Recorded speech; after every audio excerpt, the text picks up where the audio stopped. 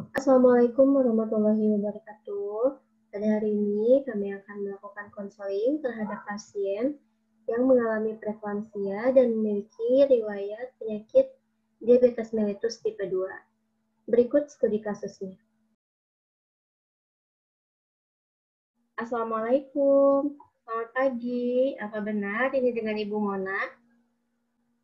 Waalaikumsalam, selamat pagi juga Mbak. Iya betul, dengan saya sendiri Ibu Mona. Baik, Ibu. Perkenalkan, saya Apoteker Nafa. Saya penanggung jawab Apotek Sehat Farma. Saya minta waktu Ibu sebentar, sekitar 10-15 menit untuk melakukan konseling terkait obat yang Ibu terima dari Dokter Salma. Apakah Ibu bersedia? Iya Mbak, silahkan, saya bersedia. Baik, Ibu. Untuk tujuan dari konseling ini, untuk menjelaskan pengobatan yang akan Ibu lakukan nanti, supaya pengobatannya berjalan secara optimal. Sebelumnya, saya memberikan informasi, Bu, karena pandemi COVID-19 ini semakin meningkat, jadi kami dari pihak apotek memberikan kebijakan, yaitu untuk melakukan konseling hanya melalui telepon saja, Bu, untuk waktunya sampai waktu yang belum ditentukan. Oh begitu Mbak. Iya Mbak, nggak apa-apa. Lagian saya juga khawatir kalau saya harus keluar rumah. Sebelum mulai konseling, izinkan saya mencocokkan data diri Ibu sebentar ya. Iya Mbak, silahkan. Ibu atas nama Ibu Mona, usia 28 tahun, yang beralamat di Jalan Raya Bayah Cikotok nomor 12, betul Ibu? Iya Mbak, betul. Boleh dibantu disebutkan tanggal lahir ya Bu? Tanggal 12 Januari tahunnya 1993 Mbak. Baik Ibu, data Ibu sudah benar ya Bu? Ibu mendapatkan resep dari Dokter Salma ya Bu? Dan Ibu dijadwalkan mengikuti konseling pada hari ini dengan apoteker Nafa, betul Bu? Iya Mbak, betul sekali Mbak. Apakah Ibu sudah menerima obatnya? Alhamdulillah Mbak, obatnya saya sudah terima. Tadi pagi saya sudah ambil. Alhamdulillah ya Bu, kalau obatnya sudah Ibu terima. Sebelumnya, boleh bantu untuk disebutkan nama obatnya Bu? Boleh Mbak, obatnya yang tadi saya terima itu ada 4 ya Mbak. Ada gliclidon, terus ada acarbos, udah gitu ada captropil, sama irbesartan. Benar ya Bu, kemarin Dokter Salma meresepkan obat gliclidon, captopril, irbesartan, dan acarbos. Apakah Ibu sudah dijelaskan oleh dokter cara penggunaan obatnya? Kalau dijelasin sih belum ya Mbak, katanya mau dijelasinnya sama Mbak apotekernya. Terus dokternya juga cuma ngasih tahu kalau ini tuh ada obat diabetes sama obat darah tinggi doang. Padahal saya taunya tuh kalau saya tuh cuma sakitnya diabetes aja Mbak. Baik Ibu, apakah sebelumnya Ibu sudah mengkonsumsi obat itu? Kalau obat gliclidon, saya udah sering minum ya Mbak. Tapi pas kemarin kontrol, obatnya itu ditambah Mbak. Oh iya Bu, apakah Ibu ada alergi obat atau alergi makanan Bu? Kalau sejauh ini sih, alergi obat sama alergi makanan, alhamdulillah ya Mbak, nggak ada. Baik, berarti aman ya, Bu. Apakah Ibu dalam kondisi hamil atau menyusui? Iya Mbak, alhamdulillah saya sedang hamil. Kandungan saya juga sekarang udah 9 bulan Mbak. Insya Allah 2 minggu lagi saya ada rencana untuk melahirkan. Wah, selamat ya, Bu. Semoga persalinan Ibu nanti berjalan dengan lancar. Untuk penyakit darah tinggi Ibu itu bisa saja berasal dari kehamilan Ibu. Terkadang, selama hamil pasti ada saja pasien yang tekanan darahnya tinggi. Maka dari itu, dokter meresepkan obat darah tinggi untuk Ibu. Oh, pantesan Mbak. Saya tuh sekarang tuh lagi sering banget ngerasain pusing. Terus waktu kemarin pas saya ke dokter, kan saya detensi itu ya Mbak. Ternyata tekanan darah saya juga tinggi Mbak. Iya, Bu. Jadi, saya jelaskan ya, Bu, untuk obat gliclidon dan akarbos itu adalah obat yang membantu menurunkan kadar gula darah Ibu. Dan untuk obat captopril dan irbesartan, itu membantu untuk menurunkan tekanan darah Ibu. Oh iya Mbak, kalau obat gliclidon saya udah mengerti sedikit-sedikit soalnya saya kan sering minum obat itu juga. Baik, kita mulai ya, Bu, untuk penjelasan obatnya. Sebentar Mbak, saya ambil catatan dulu ya takutnya lupa. Silahkan Bu sambil dicatat. Udah Mbak, silakan boleh dilanjut. Obat glikwidonnya diminum sebanyak 1 kali sehari pada saat makan. Untuk obat akarbosnya diminum 3 kali sehari pada saat akan makan atau bisa juga dibarengi dengan suapan makanan pertama. Untuk obat kaptopril diminum 3 kali sehari, 30 menit atau 1 jam sebelum makan atau pada saat lambung kosong. Untuk obat irbesartan diminum 1 kali sehari pada saat malam hari setelah makan. Mbak, maaf ya, saya ini bingung, pusing loh. Obatnya kan banyak. Ada yang sekali, ada yang 2 kali, ada yang 3 kali. Saya nggak ngerti, Mbak. Saya bingung. Kalau begitu, saya sederhanakan ya Bu, cara minum obatnya. Jadi, pada saat pagi hari itu, Ibu minum kaptopril 30 menit atau 1 jam sebelum Ibu mulai sarapan. Lalu, pada saat Ibu akan sarapan, Ibu minum akarbos atau bisa juga dibarengi dengan suapan makan pertama.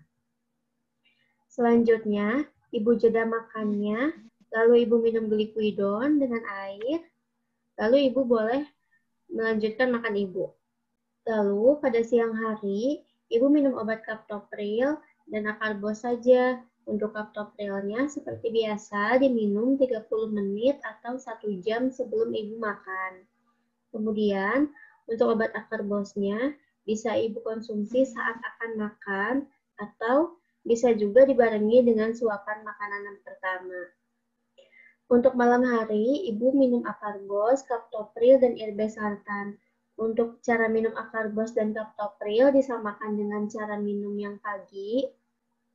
Dan untuk irbesartan, Ibu minum setelah makan malam. Oh, iya Mbak. Iya, saya paham sekarang, Mbak. Apakah Ibu mengkonsumsi obat lain selain yang diberikan oleh dokter, Bu? Oh, ada Mbak. Saya kan sering sakit gigi ya, Mbak. Terus saya tuh kayak tanya-tanya gitu, Mbak, sama tetangga saya. Kata tetangga saya, minum ini aja obat dexamethasone. Apa nggak boleh ya, Mbak? Untuk obat dexamethasone yang Ibu konsumsi, baiknya dikurangi ya, Bu. Karena obat tersebut dapat memperparah penyakit Ibu dan bisa berbahaya juga untuk janin yang Ibu kandung. Bila perlu, jika Ibu sedang sakit gigi, Ibu bisa kumur-kumur dengan air garam. Namun, alangkah baiknya Ibu bisa berkonsultasi ke dokter gigi untuk diperiksa seperti apa kondisi kesehatan gigi Ibu, apalagi Ibu dalam kondisi hamil. Oh, iya Mbak, baik. Pantas aja, Mbak. Tiap saya kontrol gula darah tuh ya, Mbak, gula darah saya tuh selalu tinggi. Padahal saya tuh udah makan nasi merah, Mbak. Terus udah ngurangin juga makan-makan yang manis. Terus minum obat juga, padahal saya rutin banget, Mbak. Iya Bu, betul sekali karena tadi si obat dexamethasone yang Ibu konsumsi bisa memperparah kondisi penyakit Ibu. Apalagi Ibu sedang hamil, sangat tidak disarankan untuk mengkonsumsi obat yang di luar rekomendasi dari dokter. Iya, Mbak, baik. Alhamdulillah juga ya, Mbak. Saya ini bisa konsultasi sama Mbak, jadi saya banyak mengerti sekarang tentang obat. Alhamdulillah Bu, kalau Ibu sudah banyak mengerti, nanti apabila Ibu sudah melahirkan dan sedang menyusui, Ibu harus berkonsultasi lagi ke dokter untuk langkah pengobatan yang selanjutnya. Iya, Mbak, baik. Nanti setelah saya melahirkan, saya akan kembali lagi ke dokter, Mbak. Oh iya, Bu. Obat ini harus disimpan di suhu kamar ya, Bu. Ibu tidak boleh menyimpannya di tempat yang terpapar langsung oleh sinar matahari dan di tempat yang lembab. Dan jauhkan dari jangkauan anak-anak ya, Bu, karena ini obat keras. Bagaimana, Bu? Dari penjelasan yang saya sudah jelaskan tadi, apakah ada yang ingin ditanyakan lagi, Bu? Begini ya, Mbak. Kan kadang tuh saya suka lupa, Mbak, minum obat. Apalagi waktu pas malam-malam. Belum ngantuk, terus udah gitu saya akan ngurus anak saya juga, Mbak. Udah gitu, kalau misalnya saya lupa nih, Mbak, saya minum obat. Itu gimana ya, Mbak? Obatnya tuh diminum 2 kali, apa gimana, Mbak? Untuk semua obat yang Ibu konsumsi, itu tidak boleh diminum 2 tablet sekali minum. Atau itu namanya menggandakan dosis ya, Bu, dan itu sangat berbahaya. Apabila Ibu biasanya minum obat di siang hari jam 12 siang, Misal Ibu itu nggak apa-apa Bu, Ibu langsung minum obat aja di jam 3 sore. Kalau misalnya Ibu biasa minum obat di jam malam jam 8, Ibu yang siang itu ingatnya jam 7. Itu nggak apa-apa Bu, nggak usah diminum obat yang siangnya. Ibu langsung saja minum obat yang untuk malam. Oh iya Mbak, iya saya paham.